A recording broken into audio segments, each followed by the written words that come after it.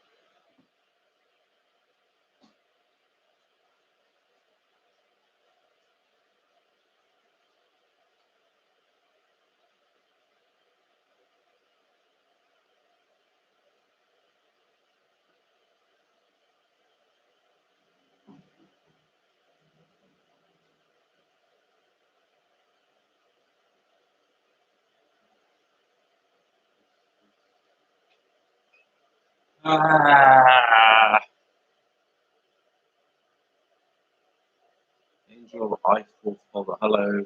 And Justin and Natalie and Noog and Music Reagator. Yes. I accidentally hit the go live button. I'm not ready. That's okay.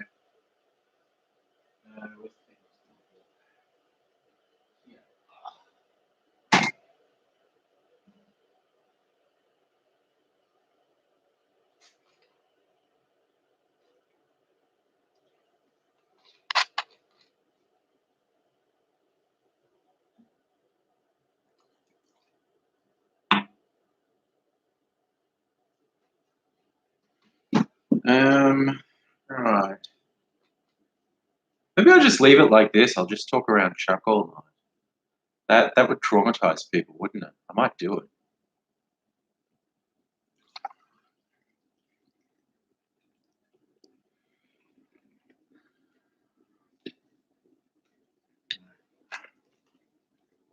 Oh, it's tempting, but I won't. That'll be too much. Be too much. That would be too much. Hello, Angel.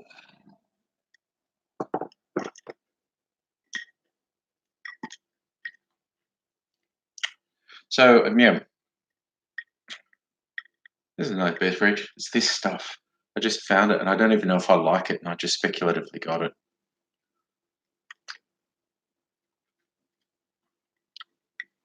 Because I thought it sounded like music.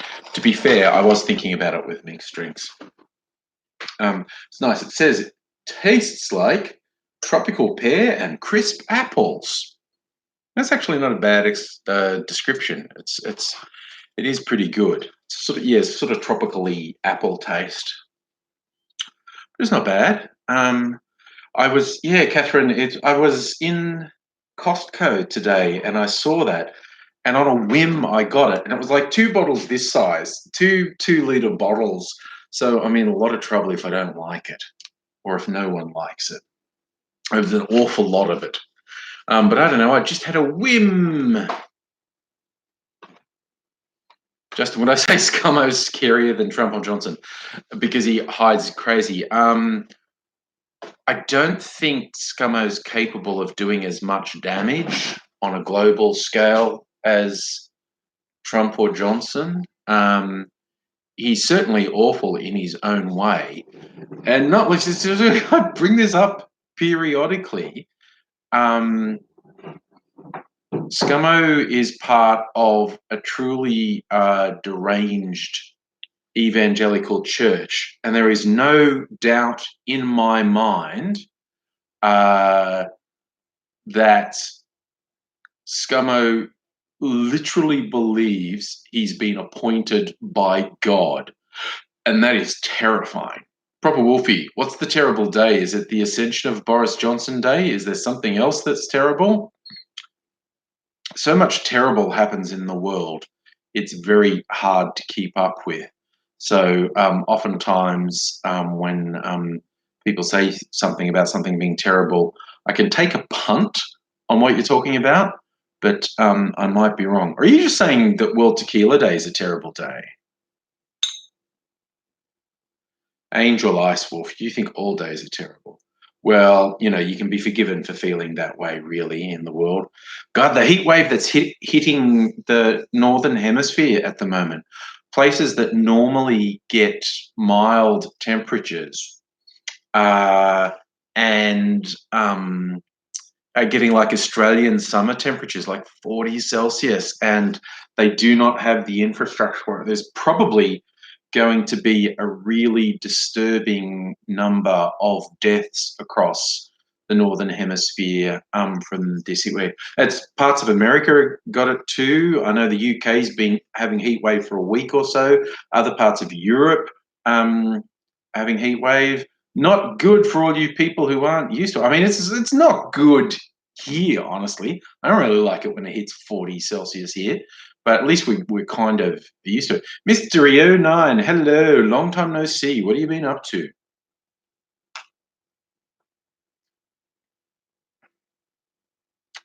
Well, the world had a record, I think, for June, yet again, the hottest month on record. We just keep getting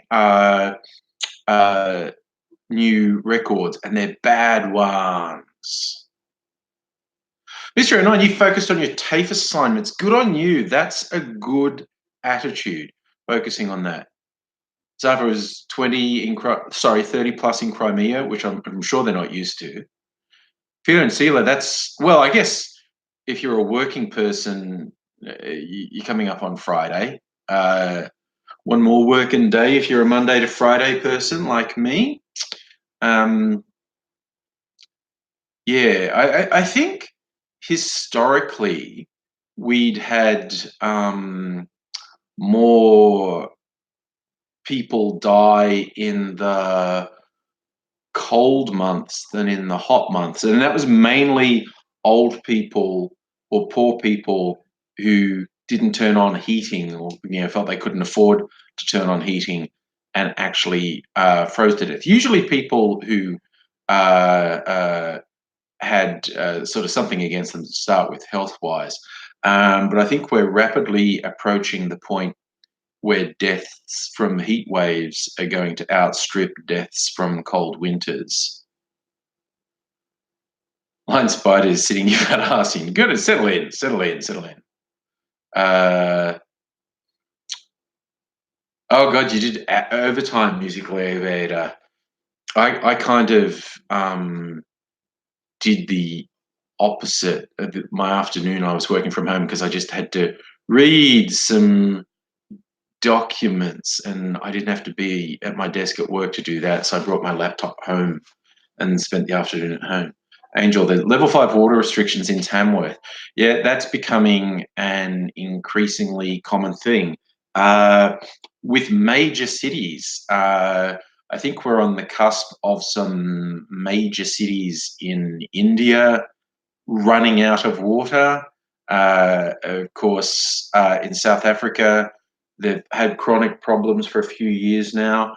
And this is when shit goes really wrong, when major population centers run out of water.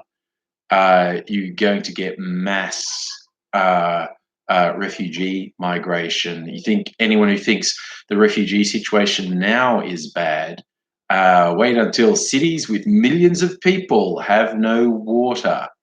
It's going to be fucked. And it's only going to be a taste of what's to come. I mean, the most likely next 50 years for this planet are rolling series of climate disasters, millions upon millions of people being displaced out of desperation for like having no water and probably no food either.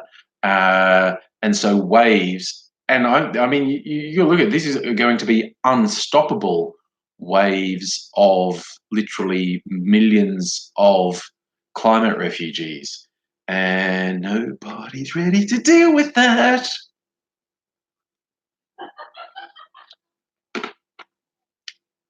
That's an interesting one, Kaiju. If the right wing acknowledge global warming, they make it a class issue. Is that what you're saying? That I have seen right wingers saying something about, oh, these greenies, the things they want people to do, it's going to hurt, the underclass. And it's like, oh, dude, you don't fucking care. Angel, you live out of town. I grew up in Western New South Wales in Dubbo. I lived in town, not out of town, and we had water restrictions on the semi-regular. There was a big drought in the 70s, and I think it's happening again now. Justin, you think we need more desal plants? Yeah, look, potentially. They built a big one in Melbourne. We'll see. Yeah, maybe desal plants put more carbon in the air, but the thing is, they are going to kill waterways as well because some salt, like in Melbourne, I think they're planning to dump the salt back into Port Phillip Bay. It's going to make it too salty and is going to kill the fucking bay. Peeler and sealer, I think creating water, as in creating H2O, I think it's the energy required is too much, basically. Musically, I hate it. Global warming is caused by capitalism 100%. Absolutely. Yeah, see, this is why I worry about, you've got to be careful about going, oh, is there a scientific solution to our problems? Like, we know the solution to our problems. We categorically 100% know the solution to our problems. And all this looking for, an extreme scientific solution is fucking ridiculous when we know what to do. Also, I kept meaning to look into that story. For those who haven't heard, Bob Brown, the famous greenie activist, former politician, objected to a wind farm in Tasmania, which seems counterintuitive. But I think he was literally just saying that's the wrong location for it.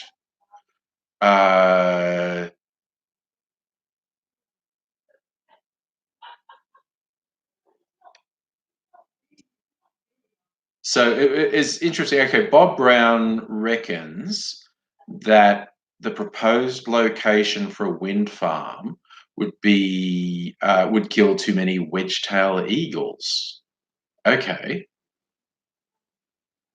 It was planned to be Southern Hemisphere's largest wind farm. And so, of course, the Conservatives losing their shit, like, oh, he's a hypocrite, he's a hypocrite. And okay, I'm looking. His concern is that it's directly in the flight path of endangered migratory birds, which include the swift parrot. Okay, there you go. And he said this plan also requires clearing a path for transmission lines through the Tarkin forest, which he objects to.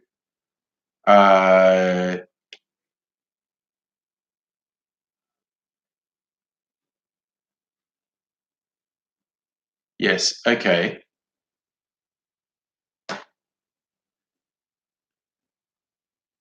Yeah, no, it seems like shock horror. Bob Brown is capable of looking at projects on their merits and evaluating cost versus benefit. And some people find that to be too much. And oh, hello, Keiko, here. Places in the world, ex-colonies helped Europe become rich. Oh, yes. No, it's brown people and black people who are going to suffer the most from climate change. And they're going to be mighty pissed off. Here in the South Pacific, a lot of island nations are going to get inundated if the ocean levels rise according to projections. And yeah, it's going to be a fucking shit show. Probably you get too angry to look at the new Johnson cabinet. Well, as I understand it, he's stacked his new cabinet with all the hardline Brexit people. I don't even understand. how does he think he's getting his deal through when everything else failed? Isn't he just going to fail again? Like, Theresa May failed to get both anything and nothing. It's the votes on Brexit have confused the bejesus out of me, because the MPs appear to have voted against literally every possibility. What does Boris think he's going to do? I'm fascinated. I don't know what he thinks he's going to do. It's weird. Very weird. Safra, so there's a funny little side story. There's a Victorian Labor MP who appears to be a bit of a unit, and chucked a wobbly in a hotel in Canberra. He wanted to get at his luggage or something, and the staff said he couldn't. He kicked down some door, and he's been arrested. It's like wild. I think everyone's united in believing Boris Johnson is the ultimate example of white mediocrity failing upwards. Like, it is, in and of itself, it's incomprehensible that he's given the most powerful role in UK politics, because he's clearly incompetent. He's clearly a fucking fool, and he's clearly dangerous. But merit, yay! Merit is in there. It's not a thing. It's just bizarre. Privilege is privilege, and it's privilege always wins over merit. It's bizarre.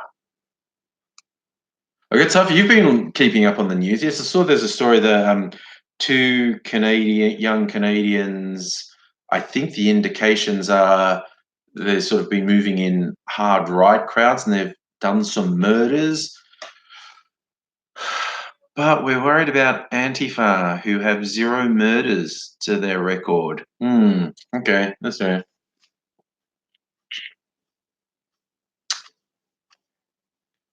We're going to wait and see. Yeah, there's the idea that a hard Brexit's going to destroy the economy. Yeah, Keiko, I fear you're right that Boris is just another fucking kleptocrat. He's just going to steal the treasury of the British people and funnel it to his rich friends, and they don't give a shit what happens to the country. I tend to side with you on that. Angel, you're 14. I'm not held responsible for you being exposed to adult concepts this evening, and adult language, definitely. Justin, you say let the Brexiteers suffer, and look, I tend to agree, but my problem is a huge number of people are going to suffer, as like millions of people are going to suffer. Fuck. The world's chaos has expanded so much. It's just absolutely impossible to predict anything that's going to happen. Nothing in UK politics makes any sense to me whatsoever. Absolutely awful, awful, awful people seem to be ascending to power all around the world. Angel, at least you're not 12. That's a plus. You're a teenager. That counts for something.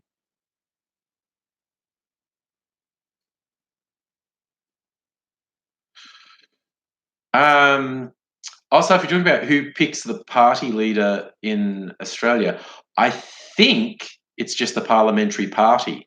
How the Australian system works, like people always say such and such for PM. It's like, well, fuck off. You don't vote for PM. You vote for your local member. Then the party with a majority forms government, and the leader of that party or coalition is prime minister.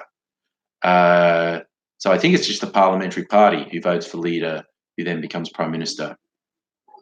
Hey, CrossFitter, it's not just Boris outright lied and misled and got rewarded. All the people who declared themselves to be the public face of the Brexit vote were filthy fucking liars. And they knew they were lying. But this is the thing. I am thoroughly convinced that Johnson and Farage and the rest of the vile, disgusting slime never thought for a second the Brexit vote would get up. That was all just about self-aggrandizement and power games and whatnot. And they were shocked as fuck when it got up because, as we now know, they had no plan whatsoever to actually make it happen. See, if they really thought that it was going to get up, they would have had a specific plan to make it happen. But they don't. They didn't. They didn't think it was going to get up, and they don't have a plan. They still don't have a plan. It's a fucking shit show, and it boggles the mind what's going on. I have no idea what's going to happen from here. I feel like nothing good. I know a lot of people think, it should be a general election in the UK. Maybe, but I don't know what will happen in a general election in the UK. I have no idea who would win that. Maybe you'd end up with a Labor Lib Dem coalition. I don't know. That might be better than Labor winning alone. Although, I don't know, maybe the Tories would still have a majority. It's also wacky. I have no idea what would happen.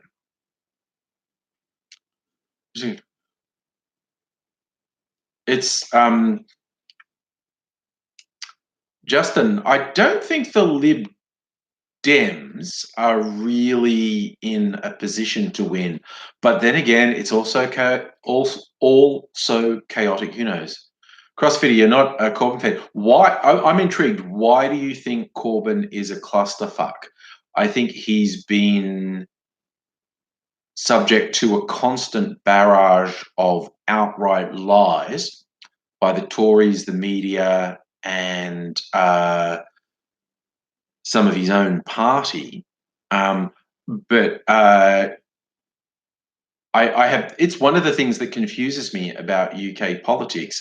I have trouble understanding what the voting public really think of Corbyn because there are so many conflicting stories. I mean, the simple fact is because the rank and file party members choose the leader and Corbyn's won 2 votes, even though the establishment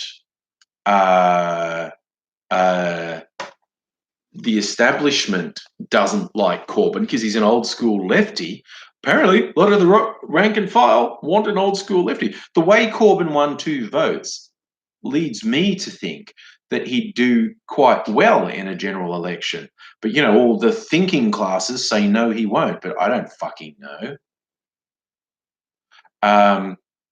Proper Wolfie, you're saying a lot of people like Corbyn. I mean, that's the impression I got, but and yeah, Keiko, it's what I've seen. Corbyn's been viciously smeared in the media, and the BBC's been really bad too. But I'm one of the people who would like a really sort of old school lefty leader in a government, but it's so weird. There's so much conflicting information. I have no idea what would happen if there was a general election in the UK. As you were saying about Lib Dems, I know there were those recent elections, were they council elections or something, where the Lib Dems did do quite well. Like the Tories just got smashed in these recent elections, and the Brexit party picked up a bunch of votes. Labor did not do well, and like a whole bunch of votes clearly got siphoned off to the Lib Dems, which is weird because they had seemed dead in the water. And that was in Natalie. It was the EU Parliament votes. That's right. The Lib Dems seemed to do quite well. Like the Tories did terribly, and a whole bunch of their votes got siphoned off by Brexit. Labor didn't do great, but they didn't get smashed like the Tories, but they did lose some votes. And the Lib Dems seemed to pick up a lot But I mean, who fucking knows? And I keep saying this, but any pundit who says they know what's going to happen in the future is talking shit. They're absolutely talking shit. Don't trust anyone who says they know what's going to happen, because nothing makes sense. Nothing makes sense, and anyone who thinks they can see sense is fooling themselves or fooling you. Yeah.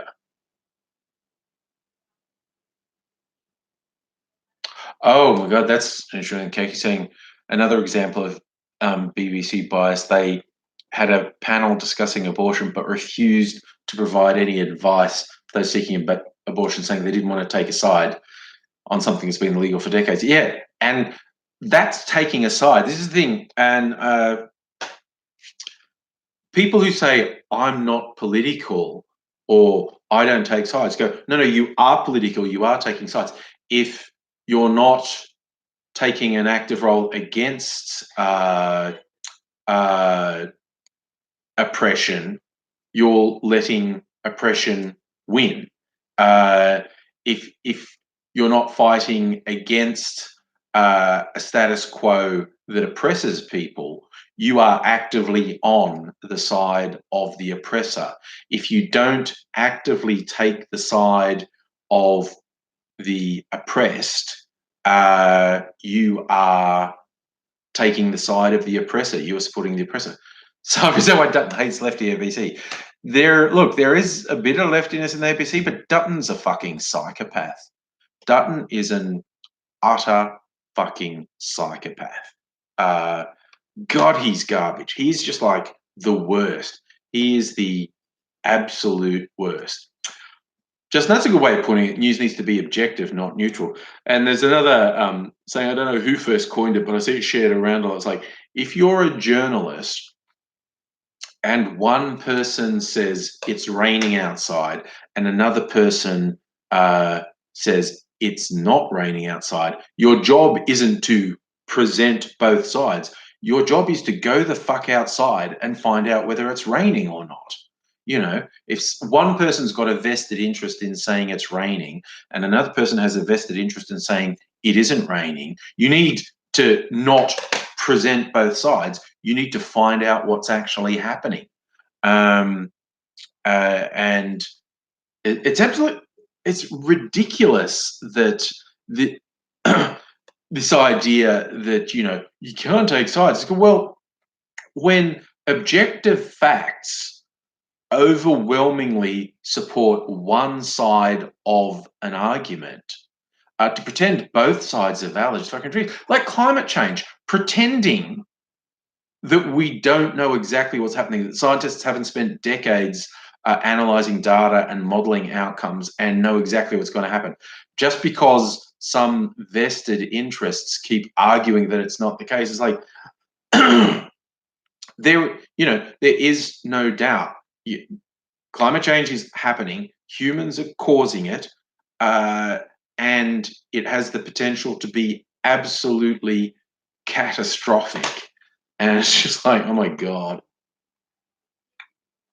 The idea that deniers are still given a platform. All right. Young Zangri has hit me up to buy a new game for the Switch for her. In return, she has to clean the whole house, and that seems like a fair deal to me. I just got a notice from the bank that the thing had gone through on my credit card to pay for the game. So yes, it cost me over $100, but I get a house slave. It's going to clean up the whole house, so that's okay. That's a fair trade because she's at uni, so she doesn't have a lot of money, and she really wanted this game, and she actually said, "Can I do manual labor for things?" And I'm like, Kaiju, what's the game? I was about to say I forget, but she actually texted me. What's it called? Fire Emblem. There's a game called Fire Emblem? I'm not familiar with it. Natalie Kirk, you think future generations are going to hate our guts? Well, boomers have a plan to get around that and to fuck the world to the extent there'll be no future generations. So, yeah. Keiko, young Mazangri is studying linguistics at uni, majoring in Japanese, and she's hoping to actually study in Japan for a year next year. She's hoping to get a scholarship. She's put in an application for it, and she's got like the coursework approved. She's hoping she gets a scholarship, so it doesn't like cost $10,000 to go there. But yeah, she's like very good. She's been, besides just doing the uni work, she's been doing some intensive Japanese language coaching, and her Japanese is really good. Okay, you're working in Japan at Kyoto University here. Cool, cool, cool, cool, cool, cool, cool, cool, cool, cool. You're doing your PhD. Nice. Nice. Yeah, well, this is an undergraduate degree. Both my kids are really into Japanese, and young Mr. Angry, I think, got jealous of his sister doing this intensive language course. So he signed up for the same course. Like a lot of their generation, they have a fascination with a lot of Asian cultures, into anime, Japanese music, Korean dramas. Youngster is often watching the Korean dramas on Netflix. But youngster, he did 6 years of Japanese at school, so he's quite good. But then when his sister started doing this intensive course, and she kind of overtook him, so he got jealous, and he's doing the intensive course as well. So they're both getting very good. It's really weird, to me at least, when young Mazangri wanted to um, do linguistics. Her mum thought that wasn't good for a job. Do something small for a job. Whereas I'm a believer in the you study or work at what you like, what you want, and you will do better than what you should. But then I was also dumbfounded about, why do you think there's no jobs in linguistics? For a start, she could go into teaching. She could work for the Foreign Office. She could get a government job. There are a million companies who would love to have a fluent Japanese speaker on the staff. I think it's, God, the fucking job opportunities for it are bloody endless. I thought it was really weird her mother thought it wasn't good for a job. But yeah, Angel, do I like anime? I watch some anime, and now that Neon Genesis Evangelion's on Netflix, I'm going to watch that. I watched bits of it back when it was first released, and it was always kind of fascinating. I want to rewatch that. I'm a big Studio Ghibli fan. When the kids were growing up, we used to get all the Studio Ghibli movies on disc and watch them heaps. What are you, Natalie? You saw an article, put a letter. Oh yes, no, I saw that. I know what you're talking about. In Iceland, they put this plaque because they're sort of losing a glacier, and they put a plaque that basically said, "This is for future generations. We hope that it got solved. Like, we lost this glacier. Only you know if we actually fix this shit." And it's like, ooh, geez, that's pretty dark. Ha! Proper Wolfie, One Punch Man. Yes, I have seen One Punch Man. Most of the first season, that's pretty funny. One Punch Man is well, it's almost superfluous to say that's a surreal anime, because to Westernize at least, a lot of anime is really fucking weird, and One Punch Man is really funny and really weird. Hey Gecko, how you doing? Oh, Safa, that's a good question. Keiko, you'd probably know the answer to that. Does Japanese have masculine and feminine words? Um, I'm.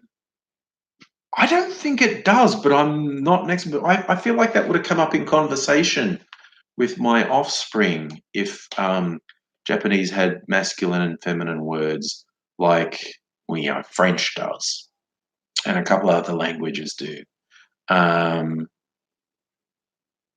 is Chuck a weeaboo? He could be. He could be a weeaboo. He just looks shocked. I love that. That's like the world's best corporate mascot. Um, yeah, CrossFitter. I just remember like with Neon Genesis SBS running it in the 90s, and I didn't see all of it, and I saw bits of it, and it was definitely weird. Yeah. Where's Mimsy? Big question. Where is Mimsy? Ah, thanks, Keiko. They don't. Now, I didn't think they did. I thought that would have come up in conversation if Japanese had masculine and feminine words. Um, but yeah.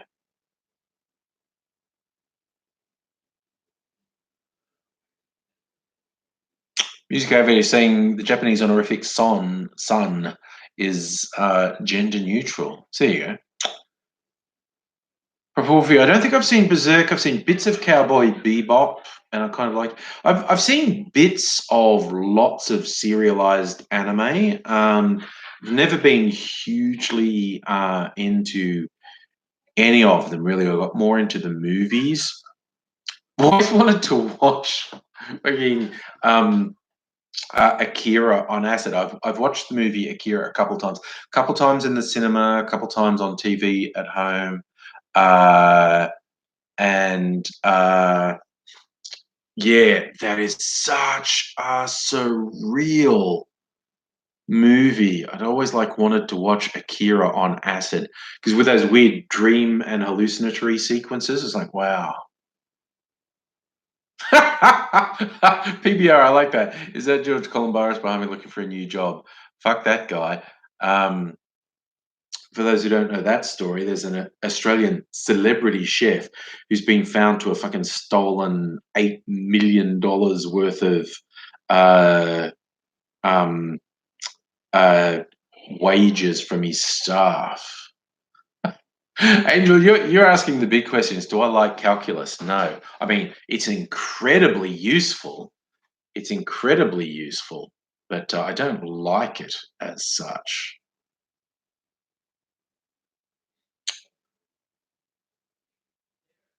Gecko, I think you're right that there are different forms of speech, the spectrum from formal to informal. My personal favorite variation of that, finding out in Tagalog, that the most widespread Filipino language, um, they can have three tiers of addressing someone with honorifics. There is the formal, respectful one, and there is the more familiar one, and then there's one that's so impersonal that it's really rude to use it most of the time. Particularly one that was like mother.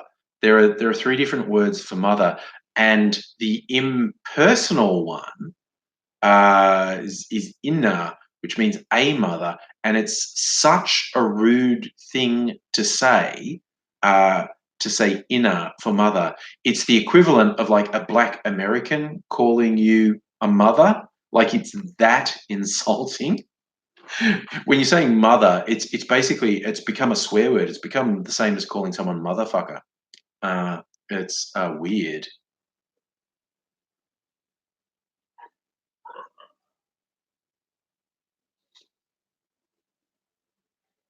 Felix is here saying the Akira live action movies on the show. Look, so much stuff's getting made. Huh?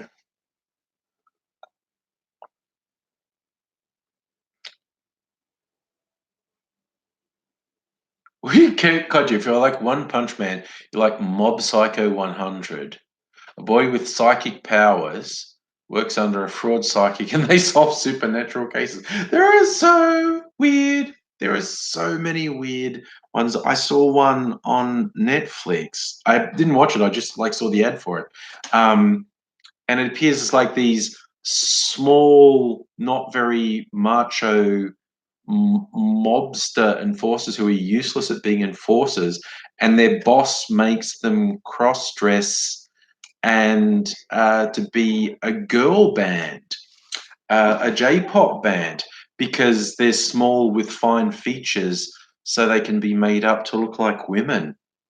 I have no idea where that goes plot wise, but that's the premise because these guys are small and of slight build, so look a bit feminine, and their boss makes them cross dress and perform as a girl band. And I have no idea where it goes from there. But I mean, a lot of anime went into sort of self parody years ago. I mean, what was the one? This was like from God. So my kids were little, so it was about 10 years ago, 10 or more years ago. There was a series called Bo Bo Bo Bo Bo Bo Bo, which was an anime that was just making fun of anime concepts. The guy he had big hair, like an afro from a 70s black exploitation film, and he would fight people with snot. Uh, You go, super snot for you. Yes, Natalie, something in the other room is funny. Last I saw, that's Mrs. Angry and her son. They were playing Fallout 4. I don't know if they're still playing Fallout 4 and finding that funny or if they've started watching something. Gecko Gantz is on Netflix, I think. Watch the serial anime Gantz on Acid. Is Acid that hard to find? I don't know. Like, I'm just glibly saying, watch it on Acid. I don't know where to get Acid. I'm old and boring. I haven't God, I haven't bought drugs since my 20s. And even then, I was just with someone. I wasn't going out and finding out where to get them. It's just I knew someone who knew where to get them. Um, so, yes, I have no idea how hard it is to get hallucinogens in Australia. Proper, if you think Bethesda games are funny, I'm so looking forward to Borderlands 3. I really enjoy the Borderlands games. Uh, the original Borderlands was good, and they really upped it for Borderlands 2, and they did some good DLC for it. And then there was the pre-sequel, which I really enjoyed as well, with just the weird, terrible Australian accents and jokes. But I'm really looking forward to Borderlands 3. Enjoy your young and boring. Look, there's a lot to be said for being boring. I'm very boring. Oh, Kaji, you're saying too bad. I assume you mean the person in charge of the studio that does Borderlands is a shitbag. What bosses aren't shitbags, honestly? Oh, this PBR, I haven't even gotten on to drink, but I made it with this, which I found at Costco today, and I just like the sour sop, and it sounded good. But I am, because I saw on Facebook that knows I'm a rampant alcoholic. It's Tequila Day, which actually from calendar date might have been yesterday. Might be Tequila Day on the what's the date? The 25th. Simon Bolivar's birthday as well. I'm going to look it up. When was Simon Bolivar's birthday? Simon. Oh God, can't type. Simon Bolivar of Colombia. He was born. Yeah, I thought it might have been American 24th, and it's actually the 25th here. But it's like in America, Simon Bolivar's birthday is also Tequila Day. So I'm going to make a tequila in the second half. I'm going to make a tequila cocktail with this.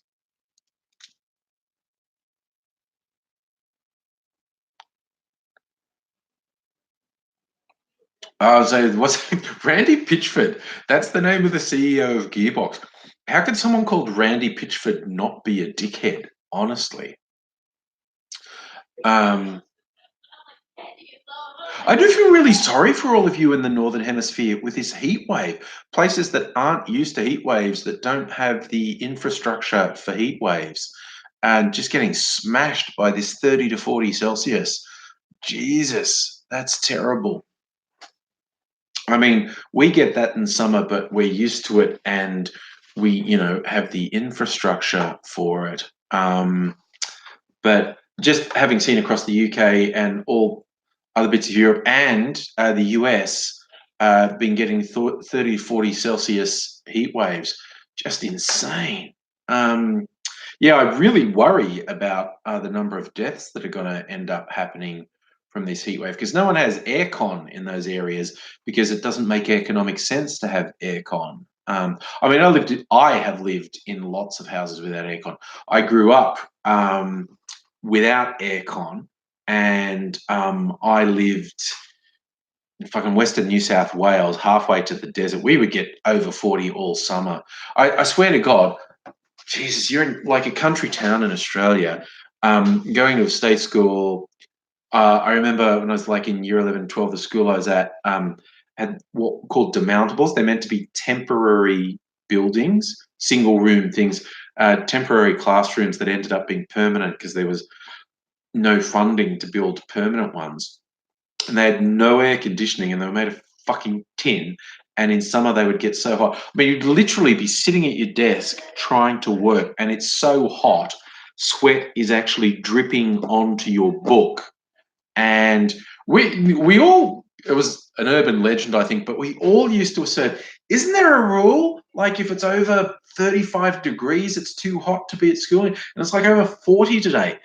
Legally, aren't we allowed to go home? And the teachers would just tell us to shut up. And we'd go, no, no, I'm sure there's a law. Like when it gets 40, we go home because we're going to die. We're going to die in this classroom. Online Spidey, Aussie internet's been fucking you up. Yeah, I know what you mean. Um, but yeah, see, where I grew up, there wasn't that much air conditioning because we're all poor. Um, uh, yeah, but yeah, we had brutal summers in good old Dobbo. Um, and yeah, I never had air conditioning. Schools never had air conditioning.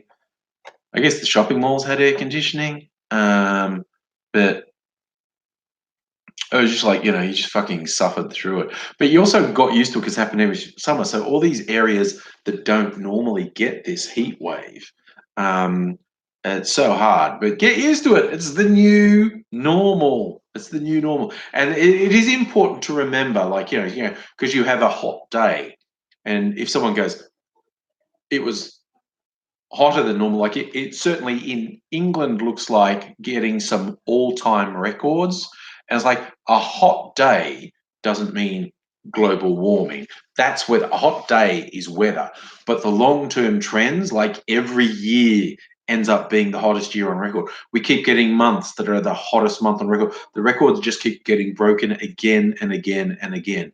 And the long-term trend, like the temperature trend line for the last couple of decades is just it's fucking nightmarish, and it's the new normal. Get used to it. Oh, geez, Angel, you have to go to school and you have anger issues. You used to flip desks through stuff. Look, I completely understand school making you feel like that. Here's the thing, and I'll let you on a secret. Adults often have the same problem with anger issues. I've been in things. Uh, you may well have a really good justification for feeling like that. Like school can be really shit. The system can be really shit, and anger can be a very sensible reaction to it. But see, here's the danger. You can like someone can be fucking you over whether it's your boss or a teacher or the man. Um, and basically you can be completely in the right. Like when you say, hey, that person's being unfair, you can be completely in the right. The danger is if they provoke you into losing your temper and you explode, like you flip a desk, you smash something, you swear at a teacher, you swear at your boss, suddenly you're the baddie. I've seen this happen a couple of times. Not so much at school, because in school you're just always up against it. you're always the underdog when you're at school. But a couple times in the workplace, like with adults, like years ago, I worked in a call center, and someone who I was quite friendly with in the call center, really liked working with her, but she was having a problem with her team leader who was being a bitch to her, and uh, and she'd gone to the manager who was the team leader's boss and said, "This isn't reasonable," and the boss said, "Yeah, that is unreasonable. I think we need to work on it. You need to sort of, hold it together, and we need to address these issues." And blah blah blah. She goes, "All right," da, da, da. And she goes back to it, and her team leader again hassles her again and said, "I think you should blah blah blah." Said something really unreasonable. "I think you should blah blah blah." And this person who said, "My friend," just turned on her team leader and went, "I think you should go fuck yourself." And then the team leader made a formal complaint and she got fired. And the manager said, "I'm really sorry because I was on your side, but you shouldn't have done that. I don't have a choice. You did something completely unreasonable, and they made a complaint, and you're fired. Sorry." And I've seen that type of thing happen more than once. A bully in a position of power, and they're completely in the wrong, and you're on the, but they push you to the point you do something bad. In fact, I said, "Angel, you get support for autism." Good. I'm glad there's some support, and I hope you get some understanding from the teachers and other people. I mean, I think we all bloody need to, whether someone is, on the spectrum or not, we need to be a bit more bloody understanding of people, quite honestly. Oh, hey, speaking of that, who saw um uh that writer John Marsden, whose big solution to bullies is the victims of bullies should just work on being more likable? What a fucking idiot. And everyone said, "You're an idiot." He's going, "I don't care if you think I'm an idiot." And it's just like, well, just as well, dude, because we all think you're an idiot. Uh, and it's funny, I looked at, because I tell you what, you sometimes need to be very honest with yourself, because I was a bit of a social outcast at school. Like, I reckon I was on the second bottom rung of the ladder at school, right? I was uncool and I would get picked on, not that severely, but I was definitely uncool and whatnot. But yeah, there was this one dude who used to really shit me, and he was definitely on the bottom rung, and I was an asshole to him. And uh, yeah, so if I ever meet him again, I'm going to have to apologize and say, "Okay, Tim, I'm sorry. I actually behaved like an asshole to you. In my defense, you were definitely a dick. Okay, you were not a great person. I'm admitting I wasn't a great person, and the fact that you weren't a great person actually doesn't justify the shitty things I did, because I did do some really shitty things. But you're a dick as well." I don't know if that's what John Marsden's trying to say, that sometimes people are dicks, but it's just like, that's such a stupid thing. When you have fucking psychopath bullies, tend to be like, either you get two sorts of bullies. You get super privileged bullies who think they're better than everyone and fucking psychologically and often physically torture anyone who they regard as less worthy. Um, but then there's the ones who aren't privileged, like the physical bullies, the fucking rough as gut psychos. Oh my god, I had a few of them in my life. Michael Finneran. I just remember it because it was such a good name. But yeah, just full on fucking bullies. And that they don't do psychological. Those ones who don't come from a position of privilege, they don't do psychological bullying. They do punch the fuck out of you bullying. Um, Sometimes the really privileged bullies will do physical violence as well, but they tend to specialize in abuse, verbal and psychological abuse. I had both of them over my life. Oh God, I do remember once. Okay, here's a weird thing. I went to Catholic school up to year 10, and there was more than a touch of tension between the state schools and the Catholic school in the town where I grew up. There was no like really posh private schools, but there was Catholic schools. And I think I was only in primary school when this happened. I had to walk, if I was walking home a particular way, I had to walk past a state school. And I don't know, this guy just bounded out and had his mates, and he looked a bit fucking scary. And he had a bunch of his mates with him, and he's basically threatening me and challenging me to do something. I'm like, I'm not starting shit while you've got fucking six people with you. No way, mate. No way. And because I wouldn't do anything and I wouldn't respond to his taunts and his abuse, he did just take a swing at me and like bam, right in the face. And it hurt, but I don't know, somehow I found it in me to act like it didn't. Like he threw this punch, bam, and I was just like, bam, and just back to him. And I don't think I reacted much.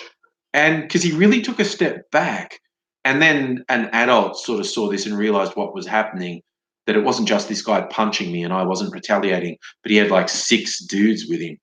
And this adult's put him up. But I think I really freaked this guy out by not reacting when he punched me. Like I didn't fall over and I didn't go, ow, and I didn't get angry. So I just thought, boom, boom. Because I was quite aware of the situation. If I'd thrown a punch back, it would have been on for young and old. And there was like half a dozen of them and one was me. And it's like, I'm not doing that shit.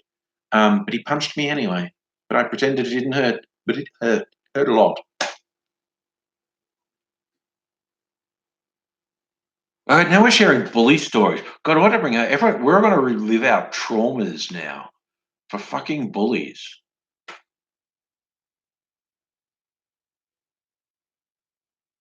Yeah, okay, guys. See what we mean about female bullying is often psychological, often about destroying you as a person, um, and but it's sometimes physical. Holy cow! Oh my god, there were a couple of physical female bullies where I grew up. Shit, that was something to see. Um, And hell, I've been threatened. I got threatened by some female bullies in my life, and I was like, "Oh, I'm not going there. I'm not doing shit because I'm going to lose, lose. I'm not going to throw a punch." I would actually defend myself if a female physically attacked me. I would defend myself. I'd probably say something first, like, "You need to understand. I'm going to stop you from hurting me." But I'm not going to let myself get beaten up. But, Angel, people are mean to you. Oh man, yeah, no, they call you retarded. Yeah, and that's literally them not understanding. And I know that's probably really hard to cope with people saying shit like that to you. But honestly, that isn't about you. That's about them and their ignorance and insecurity and their fear of what they don't understand, basically. It doesn't make shit any easier for you if someone's doing this crap to you. But trust me, when a few years go by and you get a bit of distance from it, you start to realize all that stuff they did to me, it so much of it wasn't about me, it was about them. I mean, because like I said, I was a bit of an outcast. I was a weirdo. I was, a dork, and I never fit in socially. I didn't. I mean, I was going to say I didn't get beaten up much. I didn't really get beaten up at all. Got in a couple fights. I had a couple people threaten me, but I never really got beaten up, not badly. So people would occasionally get uh, uh, beaten up badly. Um, but I did get treated like shit, and I was definitely a social outcast.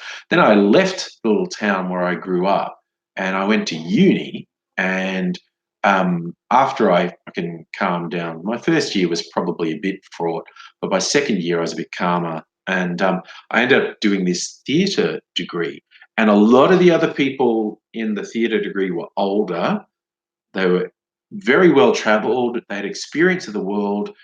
And the big thing was they were nice to me. And I was going, okay, this is weird. It's like the provincial fucking hicks that I grew up with who knew nothing about nothing.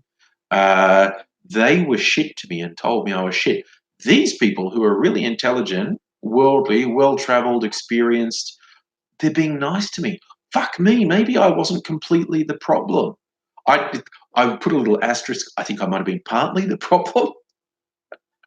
I'm saying it's not completely without merit to have shunned me in some cases, but yeah, it's an important revelation where you get to the point where you understand that when people are being shit to you, honestly, it's often far more about them and their insecurities than it is about you. God, we're just really delving into bullying, aren't we? Would you say, Phil and Celia, you had a bad female boss? Oh, yeah. I think both my best and worst bosses have been female. I've had very good female bosses. I'm just thinking of one in particular. No, I can think of two. I can think of two female bosses who were the fucking worst. Um, so I'm not sure that there's any gender consistency on a shit boss and a good boss. Okay, and that is a good point. Um, the anti-feminists seem to think the instant you bring up anything about equality, does that mean I can punch women? It's going, why the fuck are you going there? Why is that the first thing you go to? That's literally your idea of equality, punching people. God damn. See, Natalie, that I've seen in surveys consistently, women have more problem with women bosses than men do. But yeah, no, like it before. I can think of two of my worst bosses were women. One of my best bosses was a woman, and there's been a whole bunch of okay bosses who are women and men. Um, suffer of effort, not being paid properly. Yeah, not like the George Columbaris thing. Oh, we brought that up about George Columbaris, his company stealing wages. People say, how did it happen? It's basically there's two ways, and this is rife in hospitality and service industries, uh, where people, particularly if you're casual, but not being paid for the hours you work, not getting the overtime you're out owed, not getting like leave loading you're owed. That's the most common ways employers steal from workers is forcing um, uh, staff to work overtime and not paying them for it, and then not paying staff all the entitlements they're owed, leave loading and whatnot. Those are the most common ways, and this is widespread in hospitality and service jobs. People getting ripped off like that.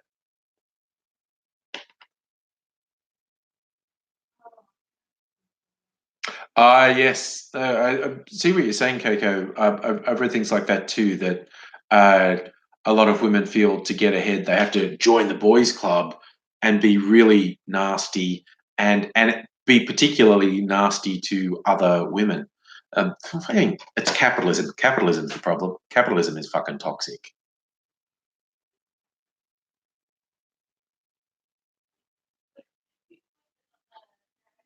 I feel like, was that last buddy? You had a female supervisor who sexually harassed men. Oh my god. Yeah, no. They're on you see, oh my god, if you complained about it, they said you were being racist. I have seen examples of that myself. I've seen bad bosses who claimed a complaint against them was either sexist or racist.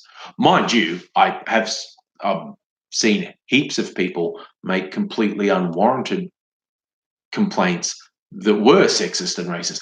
But again, it's just about people. It's like people are shit. If you've got a good boss, good co-workers, uh, you're lucky.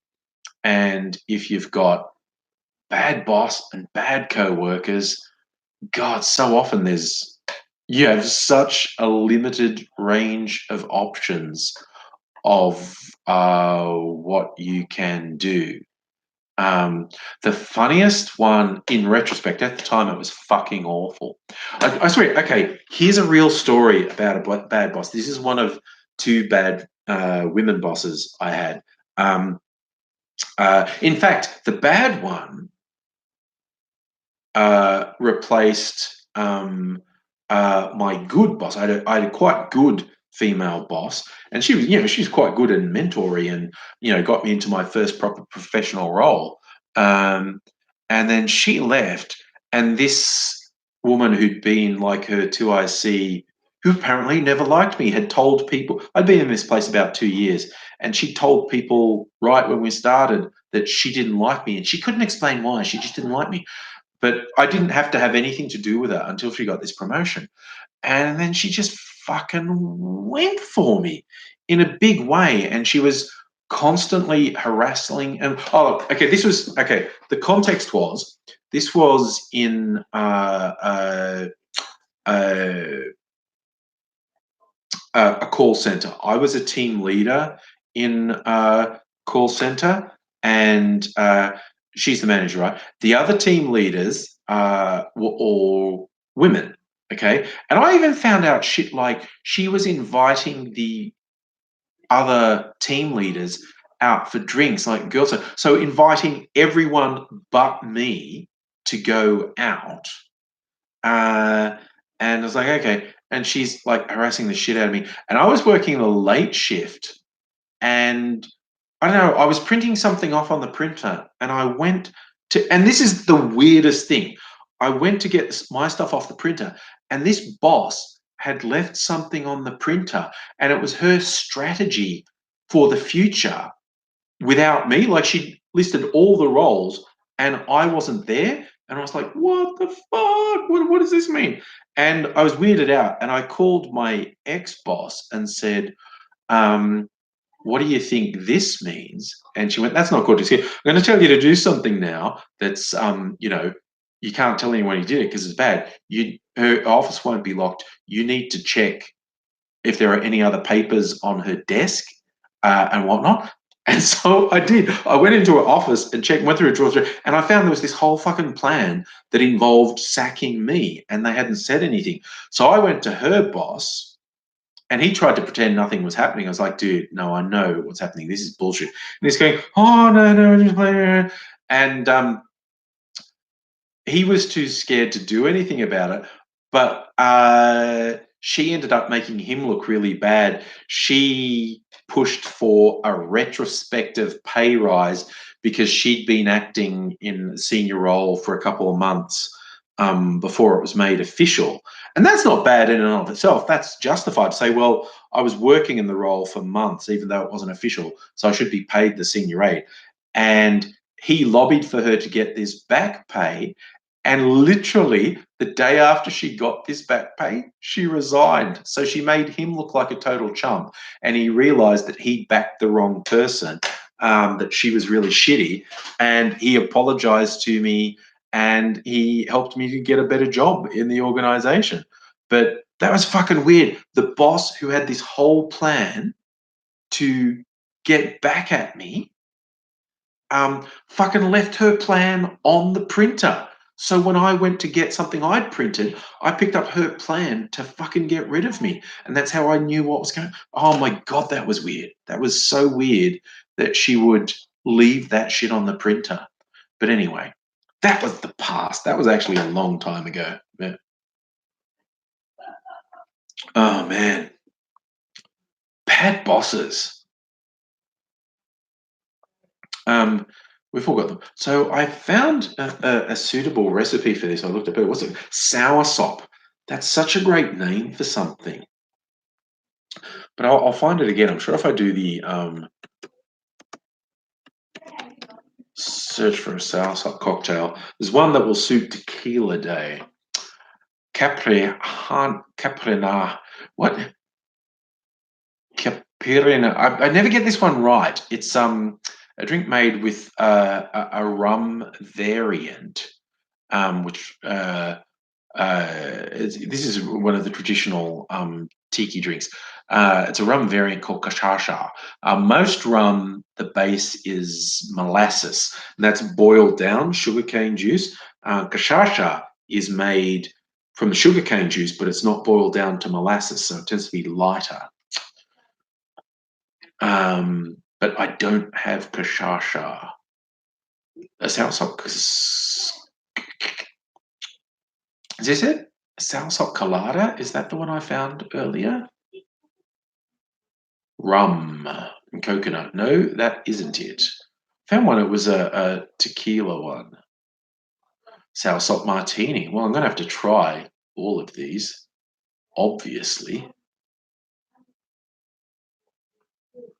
Maybe it was a daiquiri. What's the one with tequila? Don't make that many tequila cocktails, quite honestly. A margarita. That's what I was trying to think of. A margarita. Another name for soursop is guanabana. Guanabana.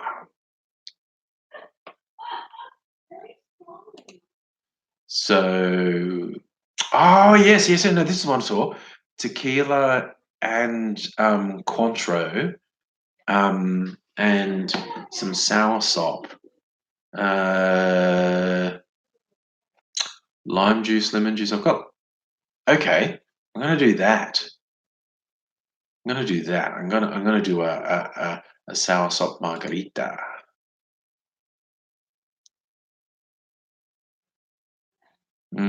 Brazil's national. That's it. Yeah, the cachaça is a thing. Oh gosh, KK, that's like the absolute worst. Someone not respect. You were head of HR. You had to do child abuse prevention training related to the job, and you had to excuse yourself because it was traumatic having been a victim of abuse, and your female boss fired you. Yep, people who don't respect that sort of thing, it's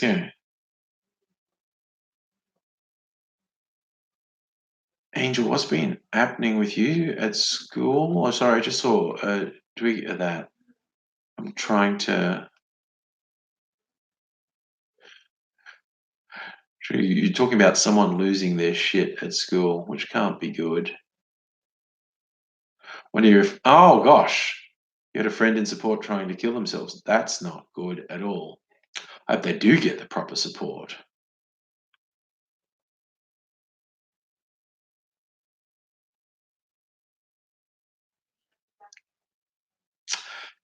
Oh yeah, feelings here. It is weird when unions do the wrong thing. Talk about your dad in the 70s. He got on the wrong side of a union and they tried to get rid. Yeah, I'm super pro union, but within that, I'm sort of not foolish, and I know the power of unions can be. They can abuse the power. Got you. On a brighter note, the last fight you got in with a Nazi was with a Nazi. That's fair. That means you were automatically in the right. Right. Speaking of right, I got to get some stuff together. I'm going to make a soursop margarita. Need to get my components, my cocktail mixers over here. You look after things there, Chuck, okay?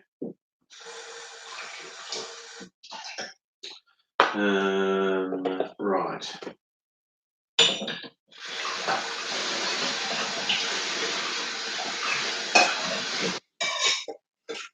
A more coordinated person would have got this together before the live stream, but that person is not me.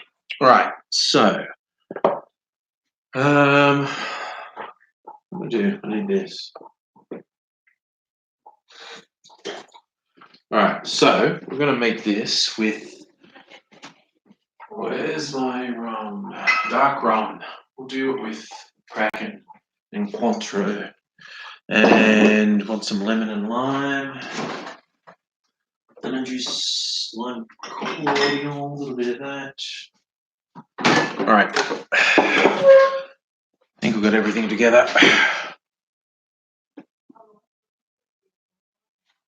I think that's a good summary line, Spider. There's good unions and shit unions, but shit unions tend to be super shit. Feeling silly. You prefer Annabelle to Chuck?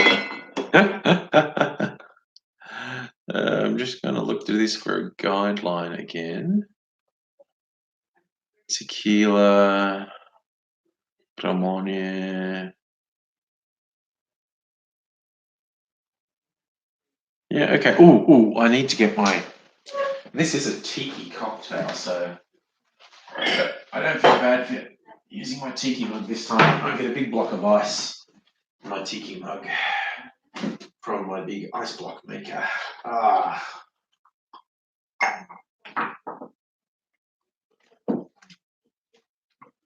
Okay, so I got all my components. Okay, so cocktail. That's what I'm looking for. Right. Okay. Let's go with a bit of the dark rum.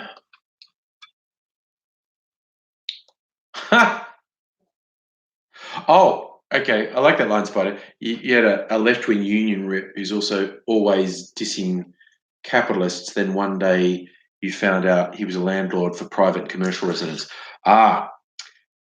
One of the dark stories from AIDS's past. He had a job. It was a very physical labour job, lifting crates of bottles. I think it was a bottle washing factory. And it could be very cold because there's a lot of water sloshing around from the bottle washing. And the owner of that place, I think he had a male boss, and the boss's wife was a union lawyer who's always like fighting for workers' rights and whatnot, or it was the other way around. The boss was female and her husband was a union lawyer. Anyway, this job was where AIDSy got rheumatoid arthritis, and the work environment may have been a contributing factor. At the very least, they should have looked after him. But what he didn't know, what they were doing, his boss told their lawyer spouse that, oh no, I think this guy's going to cost me a lot of money. How do I get out of it? And unbeknownst to AIDSy, they spent a long time putting a bunch of groundwork in place to say his illness couldn't possibly be their fault and they didn't owe him something. And when they were convinced they had all the evidence protecting them in place, they sacked him. So they not only didn't want to provide any medical benefits for him, they just wanted to get rid of him because he was an embarrassment. And this was someone who worked as a lawyer for unions defending workers' rights. When it was their own money, it was suddenly a different story. And that basically tells you all you need to know about people. They'll stand up for something until it's likely to have a negative effect on them. And then suddenly it's like, ooh, no, I don't like that at all. And I think that's whether someone's politics are left, right, libertarian, whatever. People have a bit of a tendency to defend themselves and fuck over anyone they see as a threat. Well, this one smells good. It's a bit of a murky colour. I don't know what it's going to look like to you. It look like on there. Oh, it looks a bit orange on there. It honestly looks a bit brown to me. A little bit like poo water, honestly. But it smells quite good, which I like.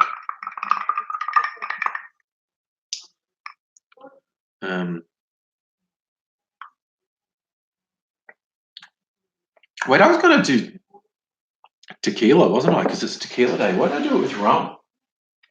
I'm so weird. I'm just gonna beef it up with some tequila. Angel, internet fucking up. That's Australia for you. Spin on tequila. Because who cares? Because tomorrow's Friday. So I just also noticed, Angel, you mentioned your background, Aboriginal, Scottish, Asian. That is a complicated family culture. Good on you and your family if you manage it, because that is complicated.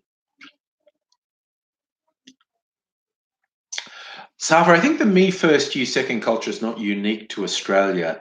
I think it's the dark side of human nature that it can be quite difficult to resist. I think humans are sort of an internal contradiction. We survive because we look out for each other, but we have a little tendency to fuck over other people in favor of ourselves. Who said I had a big chunk of ice? Gecko. Yes, I like my big chunks of ice. Oh, now it's got a little tequila zing in there. That's quite good. I'm not sure how much this is contributing to the flavour, actually. I think this would be good in a tall drink. Well, I mean, I had it before with lemonade, but, you know, I could put a couple of shots of something in a tall glass. I think this would be a good summer drink. This and some lemonade, and whether it's rum or tequila or vodka or something.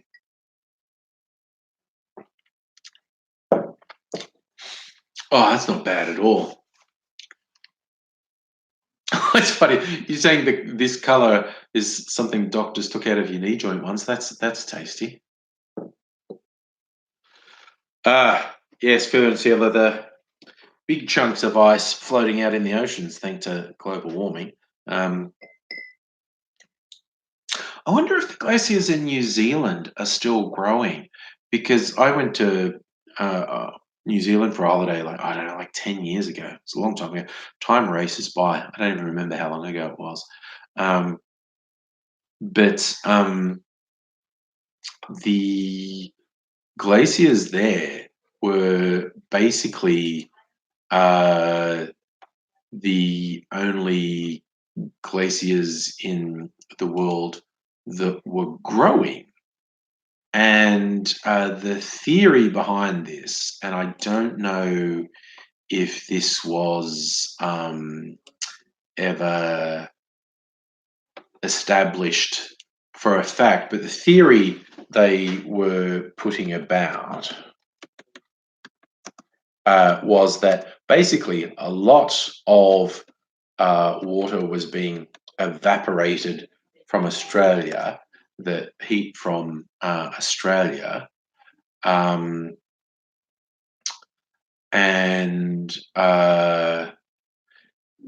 it's sort of crossing over in cloud form over the ocean, which cools it down, and then it reaches New Zealand and falls on New Zealand, but in the mountains of New Zealand falls as snow. So there's a whole bunch of snow that falls on New Zealand, which then compresses and forms the glaciers. So it's 12 years ago. It's 12 years ago I was in New Zealand. I just looked up my videos from there, and it was 12 years ago I was in New Zealand.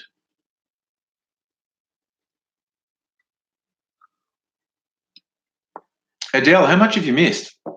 About an hour and a half in the last half hour now. Angel's never been on a plane. I didn't go on a plane till my 20s. I'm just so poorly jumped. So yeah, Angel, I'm with you, having grown up in the country as well, going on planes wasn't a thing. So yeah, I it's not a big surprise to me that you're growing up in the country. You haven't been on planes. I didn't go on a plane till my 20s. I didn't travel internationally till I was in my 30s. Um, yeah, it is kind of a regret of mine that I didn't travel more, but it's just a thing. Safi came back from Europe, 21 hours with 2 stopovers. Yeah, I would like to do a bit of mainland Europe exploring. Mrs. Angry's from England, and I've been there a couple of times to go to family things for her. And I've met some of my English YouTube friends while I was there, which was cool. But I'd like to do Europe as well. So, does Dubbo have an airport? Yes, not a big one. So, like jets can't, big passenger jets can't land at Dubbo. Only propeller-driven planes um, use Dubbo Airport. So, I have actually flown between Sydney and Dubbo on, I think, what's the plane called? A Fokker Friendship, a multi-prop plane. It feels like very old technology when you're in a propeller-driven plane, honestly. Yes, did you go there? It was a Rex plane I went on. It's Qantas Link and Rex go to Dubbo. I was on a Rex plane. But yes, it was a propeller-driven plane, and that feels like weird old technology where if you've done international flights or even Sydney, Melbourne, capital city flights, you go on a jet. Uh, but yeah, going on a propeller-driven plane feels really weird, honestly. Lance, but I didn't know. I do not try and stir Mrs. Angry by saying things about cream or jam on scones, or does milk or water go first in tea? Uh, although I have opinions. If I was doing a scone, I would put cream on first and jam on top. That's how I'd do it. And I don't really make tea, so I can't get there. I see music over. That's probably. I just remember when I was a kid, the planes that were in Dubbo were Fokker Friendships. I think you're absolutely right that Rex use more modern planes than a Fokker Friendship.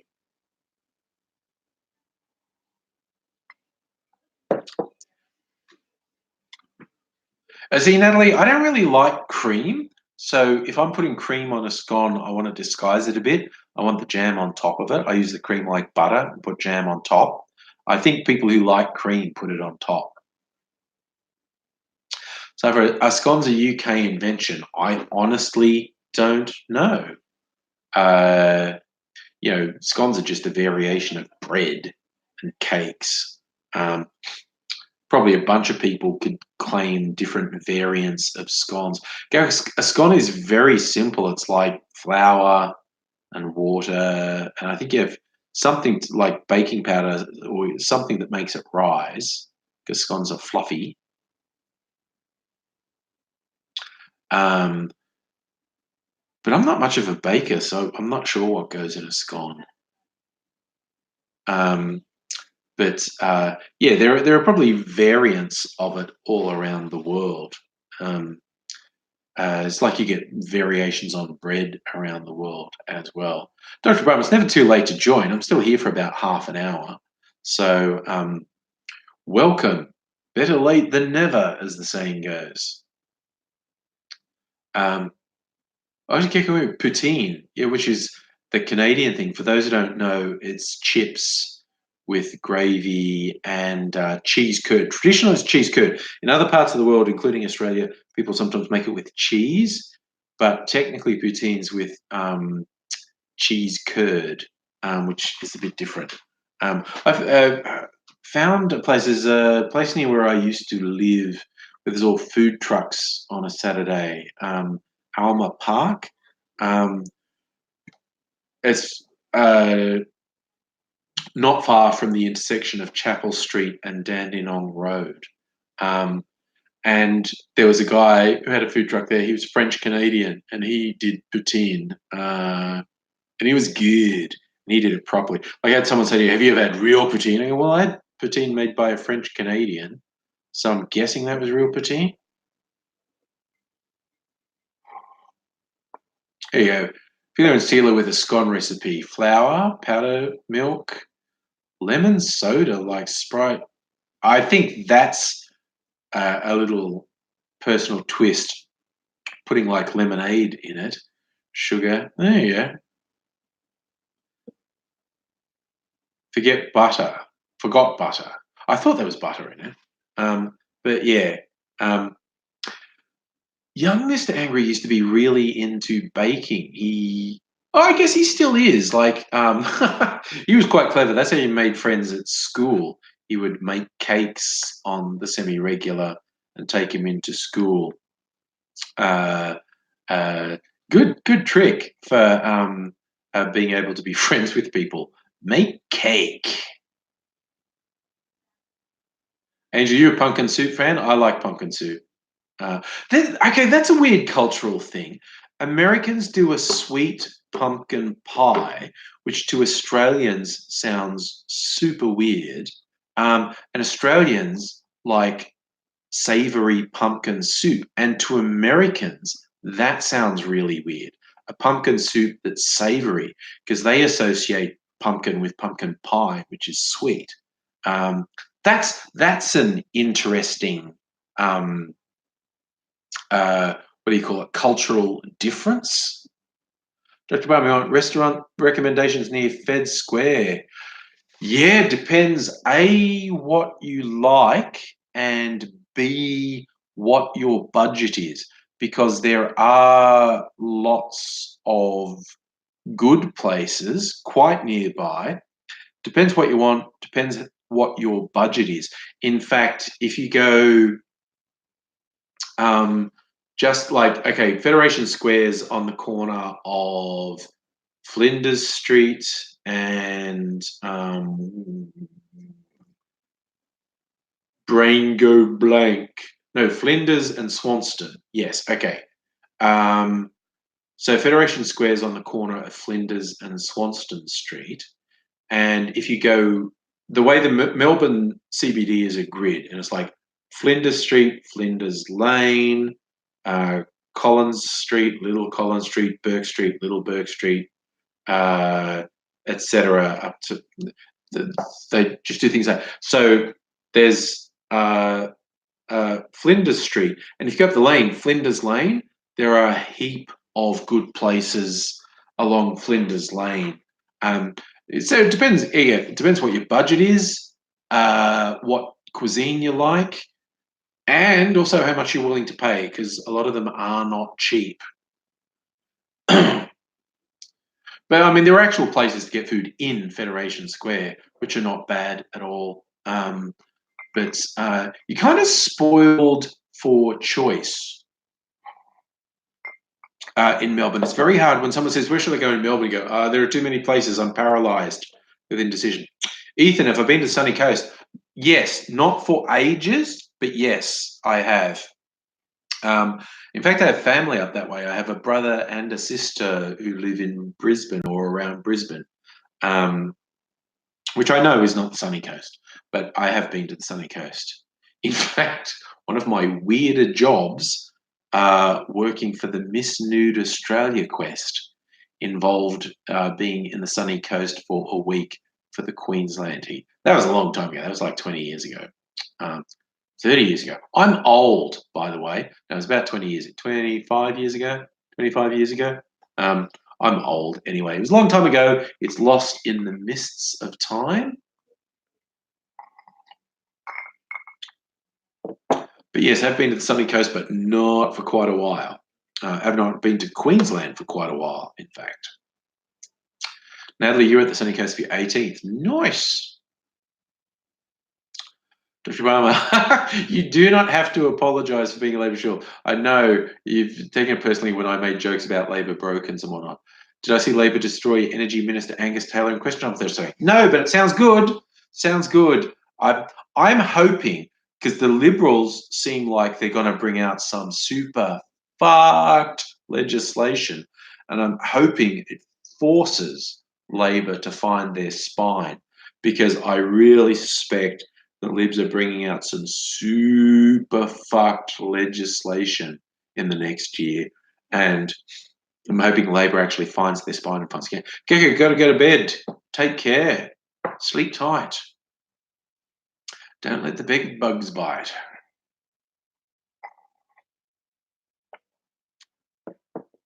Music over. You don't want them to fuck with long service leave. Their goal is to completely fuck over all entitlements. All worker entitlements, including retiring, are under threat, basically. Yeah, the latest is going, yeah, we're not going to have enough money for a pension. Pensioners should sell their home to finance their retirement. And it's just like, I'm not the world's greatest defender of rich pensioners, but holy fuck, these people, the LNP are scum, honestly. Ha! Nice, Dr. Bummerty, Alberti Keating level shit. Nice. Now I want to look up. Now I want to look up the video of it. I'm sure there's some info, and I'm going to have to look that up because yeah, on the occasions when Labor shows some spine, I'm quite the fan. Tell us, what do you say to Penthouse at Caloundra?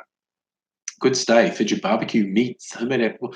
God, that does. I'm not a wine drinker, so if we could substitute even cider for the wine, I mean, I don't demand everyone makes me cocktails. You all know that I like to make my own. I don't demand other people make from, but yeah, apple cider. I don't drink beer or wine. I just don't like them. But apple cider, I can go.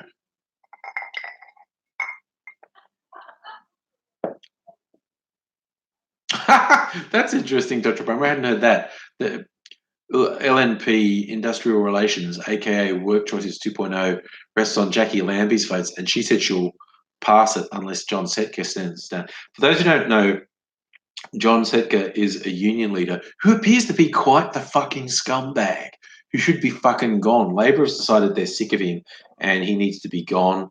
But like a lot of people, he doesn't want to give up the power that he has.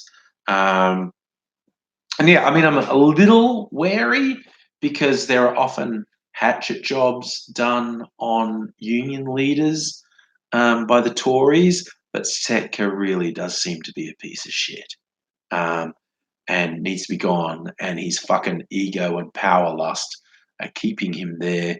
Not good. He does not come across as a particular friend of the workers. He comes across as someone who's out for himself. Mind you, it's really, really fucking rich for the fucking Tories to criticize him for personality traits that, you know, they normally extol, but he does not seem good. Oh my God, I saw that too, Feeler and Sealer. A Fox News talking head going, oh, why would you ever retire? Working's awesome. Glossing over the fact that so many people have been so fucked over by late stage capitalism that they won't be able to retire. It's like, holy fucking shit. It's like, yeah, someone even here in LNP glibly saying, oh, we're going to extend the retirement age by 5 or 10 years because people are living longer. We can do that. And it's like, yeah, you motherfuckers are sitting in an office all that time, and you are telling people who are working in laboring jobs or on a factory line or like they're working as cleaners, something physically intensive, and you're just glibly saying they can do that for an additional 5, 10 years or more, no problem, just because you're perfectly comfortable sitting on your ass for another couple of years. And I say that as someone whose job involves sitting on their ass. It's not going to be a particular fucking hardship to me, but the glibness of these fucking pricks, oh yeah, people can work for an extra 5, 10, 20 years because they've got no concept of what it's like to work in a labouring job, a physically intensive job. Like, fuck these people. Ethan, what do? I work in IT. I'm a business analyst. I'm like a contractor consultant. I have my own company. And so I'm really fucking well off, basically. So when I talk about stuff being pro-union and anti-capitalist, um, you could argue I'm talking against my own interests because all the shit with leaders go, oh, we're going to do a tax cut, we're going to cut company tax rates, blah, blah, blah. Those things all work in my favour, but I think they fuck over too many people. So I'm kind of in favour of not fucking over people if you can avoid it. Mm. I like that talking about your Instagram tag is ScoMo must go. Excellent. Oh, you're gonna okay, hit me on Instagram. Yes, for those who don't know, I'm Angry Aussie on all the socials. Man, I tried to share something. I thought Instagram used to have the equivalent of like a retweet people because I saw people referring to a regram. Um and um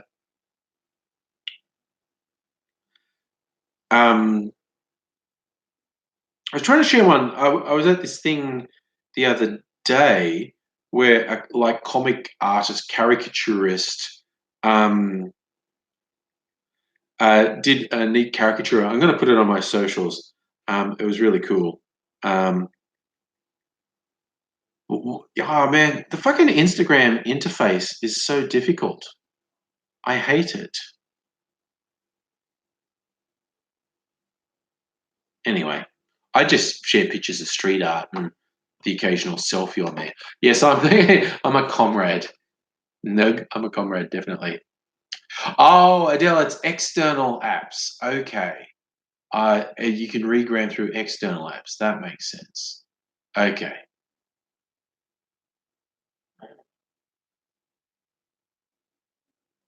I get it. Let's share jokes. Ethan, that's an excellent idea. Um, please don't make a misogynist or racist or homophobic joke there. Yes, solidarity from non-union comrades. Dr. Rum, like for instance, even though I'm a contractor, from a lot of union people would see me as an enemy. If I rocked up to work one day and there was a strike and there was a picket line, no fucking way am I crossing a picket line. I would actually just call my boss and go, "I can't come in. There's a picket line. I'm not crossing a picket line. I'm non-union, but there's no way I'm crossing a fucking picket line. No way." I got Angel, your eyes are fucking up. Is it a bit late? Is it a bit late? Maybe that's it. So if you were born in number one comrade country, in Soviet Russia, comrades are you. Hmm.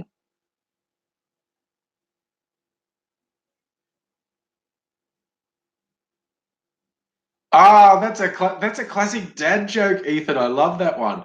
The Lord said unto John, "Come forth and receive eternal life." But John came fifth and won a toaster. Yes, dad jokes. That's a classic, Ethan. I like that. Yeah, no, I could never be a scab. It's just like no. If and again, because I'm non-union, I'm a contractor, and I completely understand some people would see me um, as the enemy. It's not happened. Oh, the closest it came to happening, I went to one, like I was working in an office building, and there's a lot of different uh, companies in the building, and there seemed to be a picket line out the front, and what the fuck is this? So I asked them, and it was the cleaning staff protesting the building admin who were fucking over. They'd contracted out cleaning, and they were not respecting the cleaners. Respect your fucking cleaners, man. Anyone who treats cleaners like shit is garbage.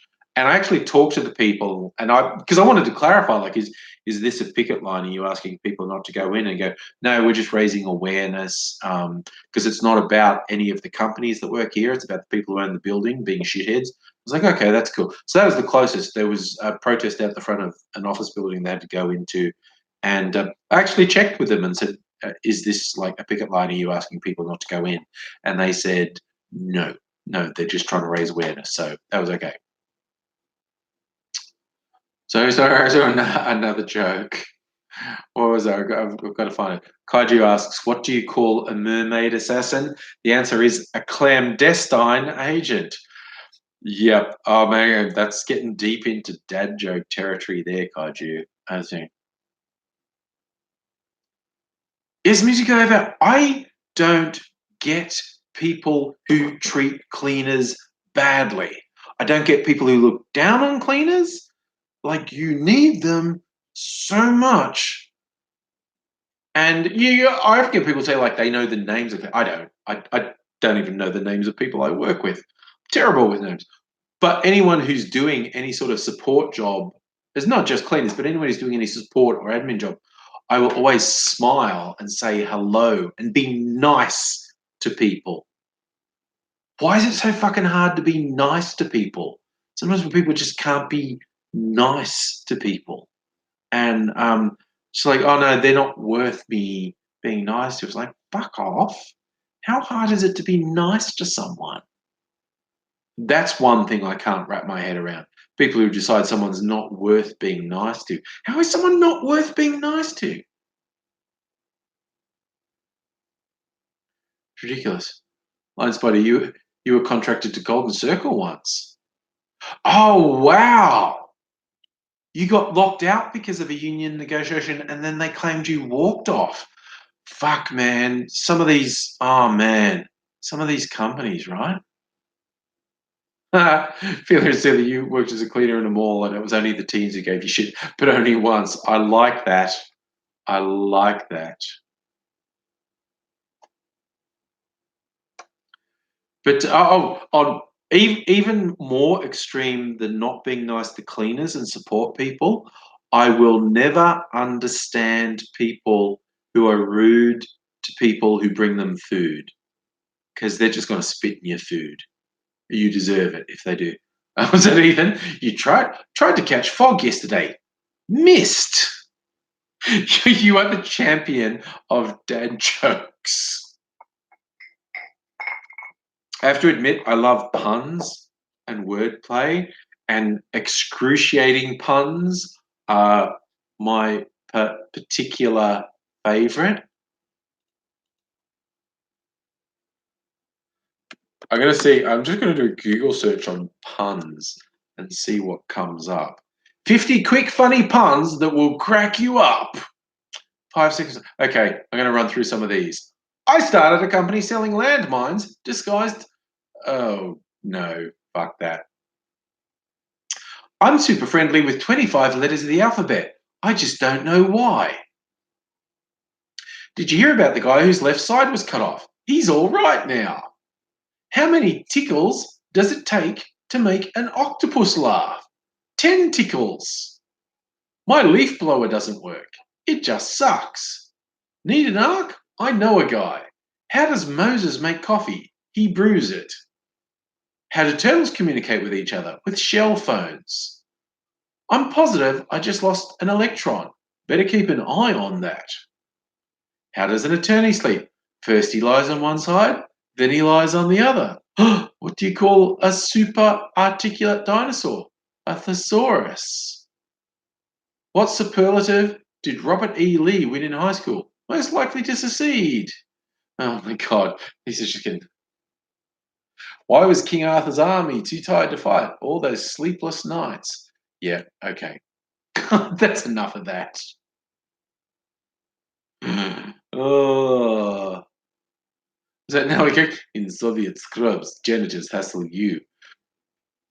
Oh my god, I just remembered an often overlooked and underrated animated series that ran for fucking ages and was brilliant is King of the Hill. Um, I really like King of the Hill, about a family who live in Arlen, Texas, suburb. Oh, fuck, it's funny. It's such a good show. Hank Hill sells propane and propane accessories. His son Bobby, that boy ain't right, um, is such a good show. Um, and the reason that popped into my head was basically doing the Yakov Smirnov jokes. In Soviet Russia, this does you. And young Bobby Hill has aspirations to being a comedian, and he's come up with jokes that Yakov Smirnov can do. And he finally gets to meet the guy, and he says, "Oh, like I've written some Soviet Russia jokes for you." And this was the actual comedian was doing the voice as well. He's saying, "Oh, kid, I don't do that stuff so much anymore. I've grown. I don't really need any more of that." And then Bobby tells him some of his in Soviet Russia jokes. And they're quite good. And Yakov Smirnov just laughs and goes, "I will give you $20 American for each one of those jokes you come up with." Oh dear. No, that one appeals to my Catholic upbringing. How do you make holy water? You boil the hell out of it. Angel, a guy yelled out, "Prolapsed butthole" at school. What does it mean? That's okay. That's a medical thing that can happen. Men and women can get a prolapsed rectum, which means the internal body of your part, the internal part of your body. How much tequila did I put in this? The internal part of your body falls out of your rectum, and people with vaginas can get a prolapsed vagina, that the internal part can fall out. Um, isn't that fun? When do we get onto prolapses? Angel, what the fuck is going on at your school, quite honestly?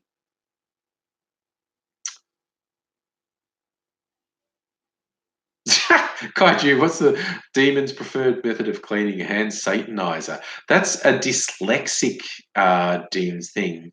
A dyslexic demon's preferred method of hand cleaning would be hand satanizer as opposed to sanitizer. Oh my God, in the 80s, Feely and Steely, who was big? George Smilovich, Kevin Bloody Wilson, Ostentatious. Who else was big in that period? Um, Can't remember, but I know in the 80s, late 80s, I was living in Sydney. Would go to the Harold Park Hotel sometimes to see comedy nights, and you see some big things. And I remember, oh yes, Lion Spider, Rodney Rood, that's another one. Who knows the Irish Australian comedian Jim Owen? I saw him at the Harold Park Hotel when he first came to Australia. Oh, holy fuck, he was funny. Jim Owen was a great comedian. He still works. Jim Owen was a great comedian. And I remember one night at the Harold Park Hotel, Jim Owen, while he was still making his name was on, the audience loved him. And then Ostentatious came on, and he was still sort of coasting on Australiana. And what he would do, because Ostentatious's big thing was to say something really outrageous, come up with a really outrageous setup, like something that had happened in the news recently with people dying or something like that. And he'd set it up like he was gonna tell a joke, but there was never a fucking punchline. He would just say something really offensive and he'd have a bit of a laugh, like thinking, "Oh, he's going somewhere." And he was never going anywhere with it. He was just saying something offensive. And he alienated this whole audience.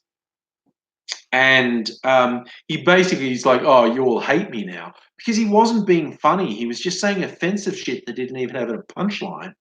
And he was saying, "Oh, are you going to come up here and do better?" And someone fucking leveled him by just going, "No, you just fuck off and bring the bloke out who was on before you. Let him come back."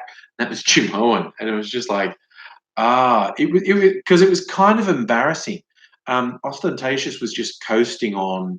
He'd had this hit single, Australiana, and his whole shtick was just saying something offensive that potentially would have been funny if it had a payoff, it had a punchline, but there was never a punchline. He was just saying something really offensive about a bad thing that had happened, usually with people dying and stuff, and there was never actually a punchline. It's fucking pathetic. Natalie, you tried to make a joke that involved misspelling of Satan and Muslim as Satin and Muslim. Sorry, I'm just laughing. You tried to make a joke that involved misspellings of Satan and Muslim as satin and muslin, the fabrics, but people didn't get it because they just thought you were a bad. That's funny. That's funny that your joke didn't work because they just thought you were a bad speller. I love it.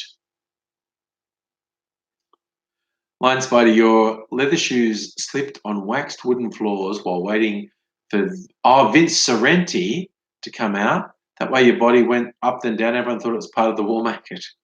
That was, oh my God, that was the whole thing in the late 80s, early 90s, the wogs out of work stuff. The wog humor that came out in the 80s and 90s, that was pretty wild. Dr. Obama, who was the comedian that yelled at the feminist comedians and after him tried to ruin a stage? That's all of them. Oh my God, I'll have to get 80 on at one point to talk about, because he did stand-up comedy for ages and he was quite good. And he told me this story once and it was evil as fuck. He was the MC. You know, if you go to a comedy night, there's usually an MC and their job, they come on, and they do somewhere between 5 and 15 minutes of funny stuff to warm you up. And they go, anyway, here's your first act, blah, blah, blah, blah. And then the act comes out, and they go off, and the MC comes in, aren't they great? And then the MC might do a couple of jokes, a couple of funny things, and they go, and here's your next act. And anyway, AZ really fucking hated one of the comedians that was on. And he came out, did his warm up, got the crowd going. It was great. They loved AZ. Yeah. The first act comes on and they're great. And AZ comes on, weren't they great? Here's your next act, blah, blah, blah. And they come out and they're great. And then the next act, AZ fucking hated the guy, right?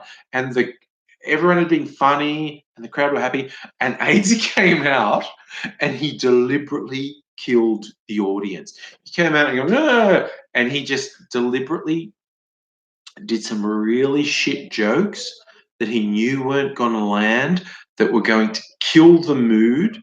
Everyone was in a really good mood and everyone was laughing, and he deliberately killed it. He told a series of really shit jokes that no one's like, and he completely killed the room. And when everyone was just, there's just this murmur of this is fucked, what's going on? And when he was sure he had killed the room, he goes, anyway, here's your next act, Jimbo Fuckstick. And this guy came out, and the room was so hostile, and he bombed really badly. And because AZ had deliberately killed the room on him. And yeah, apparently the manager just kind of grabbed AZ and pulled him aside. Like, the fuck are you doing? What did you? And then he's like, what? What did I do? Sometimes jokes just don't. But everyone knew he had deliberately killed the room just to fuck things up for this guy that he didn't like. Oh, AZ's a mean little bugger when he wants to be. Dr. Roger, I remember Kramer from Seinfeld's. Oh, was that the one where he tried really hard to be edgy? He was trying to be Lenny Bruce, saying the N word and whatnot, and it failed really badly. And it's like, it's not because he's racist, it's just because he's not a particularly good comedian, and he bombed really badly. I do remember that. That was spectacular. Slow Spider, you saw Ostentatious once. He's so bad. The crowd chanted demand spring. Yeah, I mean, um, Ostentatious's most famous stuff, which was Australiana, was written by someone else. It was written by what's his name, who released a bunch of stuff as the 12th Man, Billy, whatever his name is. So Ostentatious's most famous comedy wasn't written by him. If he didn't have someone else writing his comedy, he was pretty fucked. What's his real name? Sandy Goodman. And he still occasionally pops up on Twitter because he's been nothing on the Australian comedy scene for decades, and he still occasionally pops up on Twitter trying to pick a fight with people who are popular now and failing badly, and they're just like, "Yeah, old man, good on you, good on you," because he must be okay. He's older than me. He must be like 60 now. Why is a 60-year-old man going picking fights? That is really fucking weird. Honestly, I'm just throwing it out there. That's really weird. Um, yeah, I have no idea. Oh, there was some shit on that on Twitter, Fila and Sila, that Netflix were going to pay Eddie Murphy an enormous amount of money to do a stand-up special, and he hasn't done it for ages. And then someone on Twitter was trying to say they were talking about a female comedian, Monique, and saying, "Oh, they only paid her X," and they're literally paying Eddie Murphy 10 times more. And it's like, oh, you're barking up the wrong fucking tree there. Eddie Murphy just has this massive name recognition. Um, you can have the argument that Monique deserves better, but Jesus, don't compare her to a megastar like Eddie Murphy. That's bad. Angel, you got to go to bed. I have to go to bed too. I absolutely have to go to bed too. Oh my god, that extra shot of tequila I put in that drink is really fucking catching up with me. Quite honestly.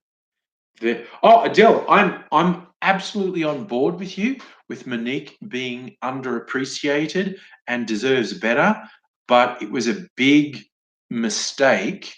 It was a big mistake for people to compare Monique to Eddie Murphy. That's irrelevant and unnecessary. You can just talk about Monique being underappreciated in and of herself without making the big mistake of comparing it to Eddie Murphy. A12. What's with Ugh. Sorry, that was a bit of oh my god, I have to go. I'm fucking dying here. Why this is all catching up on me. I'm gonna make it to work tomorrow. Oh my god, I'm gonna blame it all on you people. What have you people done to me? Miss Foxification coming in as I'm going out. Oh yes, thanks to Dead Jokes. Anyway, A12, yes, Lyle Shelton is a hypocrite. Lyle Shelton is a liar, a scumbag, and filth. He's just the worst. I'm just leaving you with that. I can force burps. Have I ever told you that before? I can force burps. Oh my god. Oh god. I need to go. I'm so fucked up. Okay. Thank you everyone for joining me this fine evening. My tummy's all fucked. Oh, Miss Foxation been playing Fallout VR. Wow. Okay. Mrs. Angry's playing Fallout 4. So good night, everyone. Thank you for joining me. I hope to see you again soon. I may or may not put up a video tomorrow because I think I'm going to see the Spider-Man movie Far From Home tomorrow night.